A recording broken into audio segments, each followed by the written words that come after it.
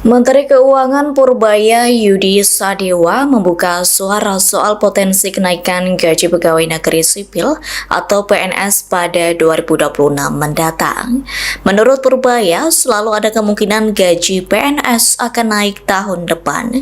Kendati demikian, ia mengaku belum tahu seberapa besar peluang tersebut terrealisasi.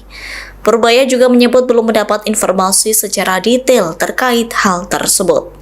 Pernyataan itu disampaikan Purbaya di kantor Kemenkeu Jakarta Pusat pada Selasa 21 Oktober 2025. Sebagai informasi, secara aturan penetapan kenaikan gaji ASN dilakukan melalui persetujuan Kementerian Keuangan dan disahkan lewat peraturan Presiden. Dilaporkan pemerintah terakhir kali menaikkan gaji ASN pada 1 Januari 2024 sekira 8% untuk semua golongan. Kemudian hingga 2025 ini belum ada kebijakan baru. Adapun pada April 2025 sempat beredar isu gaji PNS akan naik hingga 16%. Namun kabar tersebut dibantah oleh Badan Kepegawaian Negara atau BKN. Ya. Gaji PNS Pak tahun depan? Saya nggak tahu. Bapak Kalau misalnya kemarin dikirim ke Perbankan Kayaknya Jakarta ada, gimana Pak? saya belum tahu detailnya. Kalau PNS ada kemungkinan naik tahun depan Pak? Kalau kemungkinan kan selalu ada, cuman peluangnya berapa kita nggak tahu. Dan ini diberikan 100% PPh untuk sisa tahun pajak 2025 ataupun 3 bulan. Nah, anggarannya sebesar 120 miliar. Ini bisa pindah ke slide berikut, slide 3. Kemudian bantuan pangan itu juga dilanjutkan untuk 2 bulan, itu untuk 10 kg beras di bulan Oktober November, nanti kita evaluasi untuk bulan berikutnya, bulan Desember. Nah itu diperlukan dana sebesar 7 triliun. Kemudian program bantuan iuran jaminan kecelakaan kerja dan jaminan kematian bagi pekerja bukan penerima upah. Jadi ini bagi pekerja bukan penerima upah itu adalah pengemudi transportasi online atau ojol, ojek panggalan, supir, kurir dan logistik. Target penerimanya adalah 731.361 orang. Diberikan diskon 50% untuk JKK dan JKM. Jadi JKK dan JKM itu tentunya kita berharap bahwa ini bisa diterima oleh ojol dan dana yang diperlukan adalah 36 miliar dan disiapkan oleh BPJS. Nah ini JKK itu santunan kematian 48 kali upah, santunan cacat 56 kali upah, beasiswa 174 juta untuk 2 orang anak, dan jaminan kematian itu totalnya bisa menerima 42 juta.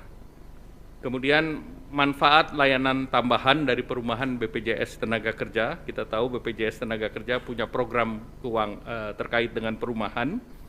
Nah ini bunganya diturunkan. Jadi sebelumnya adalah BI rate plus 5%, ini diturunkan menjadi BI rate plus 3%. Kemudian untuk penerima manfaat di mana itu bisa untuk menyicil rumah, bisa untuk down payment, dan juga untuk para developer yang tadinya BI rate plus 6 diturunkan juga menjadi 4%. Ini seluruhnya dengan juga relaksasi slick dari OJK. Nah ini targetnya 150 miliar ditanggung oleh BPJS. Tahun ini ditargetkan sampai 1.000, namun tahun depan akan ditingkatkan jumlahnya karena ini akan mendukung program Bapak Presiden untuk menyediakan 3 juta rumah. Kemudian percepatan deregulasi PP 28, yaitu integrasi sistem kementerian lembaga dan juga rencana daerah tata ruang RDTR ke OSS. Nah ini akan didorong jumlah daerahnya tadi ditingkatkan bukan 50 tetapi ini 50 kabupaten kota, namun daerahnya menjadi 170 sekian kecamatan. Dan diharapkan tahun depan juga bisa ditambahkan. Dan untuk RDTR itu disediakan dana 3,5 miliar per RDTR, di mana dari Badan Geologi Informasi Geospasial akan menyiapkan data sehingga nanti OSS punya fiktif positif untuk 20 hari kerja. Sehingga kalau ini tidak selesai maka otomatis akan berlaku, dan itu kebutuhan dananya diperkirakan sekitar 1 triliun. Kemudian pilot project beberapa program di kota-kota besar, salah satunya adalah di Jakarta untuk gig ekonomi, di mana ini semacam working space, dan ini akan diikuti oleh piloting di berbagai daerah lain, Jabar, Jateng, Jatim, Banten, Bali, Manado, Makassar, dan Batam. Kalau di Jakarta menggunakan dana yang sudah tersedia di Jakarta, dan juga akan mendorong dana yang ada di Ekraf. Nah, kemudian paket 4 tadi yang 8 sudah saya jelaskan. 8 diberlakukan untuk mengakselerasi di 2025. Yang 4 adalah yang akan dilanjutkan di 2026. Yang pertama terkait dengan PPh final bagi UMKM yang pendapatannya 4,8 miliar setahun, itu pajak finalnya 0,5% dilanjutkan sampai 2029. Jadi tidak kita perpanjang satu tahun, tetapi diberikan kepastian sampai dengan 2029. Kemudian tahun 2025 alokasinya sudah 2 triliun. Kemudian wajib pajak yang terdaftar sudah 542.000, ini dari Kementerian Keuangan. Kemudian kita memerlukan revisi PP.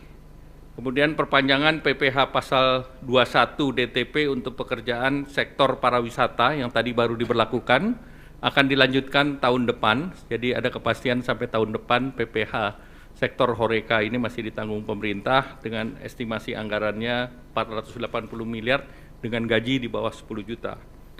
Kemudian untuk pekerja industri padat karya, yaitu alas kaki, tekstil, pakaian jadi, furniture, kulit, dan barang kulit, ini juga dilanjutkan, yang 10 juta itu ditanggung pemerintah. Ini targetnya adalah 1,7 juta pekerja, dan alokasi tahun ini sudah disediakan 800 miliar. Jadi ini pun akan dilanjutkan tahun depan. Kemudian diskon iuran jaminan kecelakaan kerja dan jaminan kematian bukan untuk pekerja upah, ini diperluas bukan hanya untuk ojol dan juga pangkalan dan yang lain, tetapi juga pekerja bukan penerima upah lainnya seperti segmen petani, pedagang, nelayan, buruh bangunan, pekerja rumah tangga, targetnya sebesar 9,9 juta dan perkiraan anggarannya 753 miliar. Nah, kemudian juga tadi dibahas langsung dengan Bapak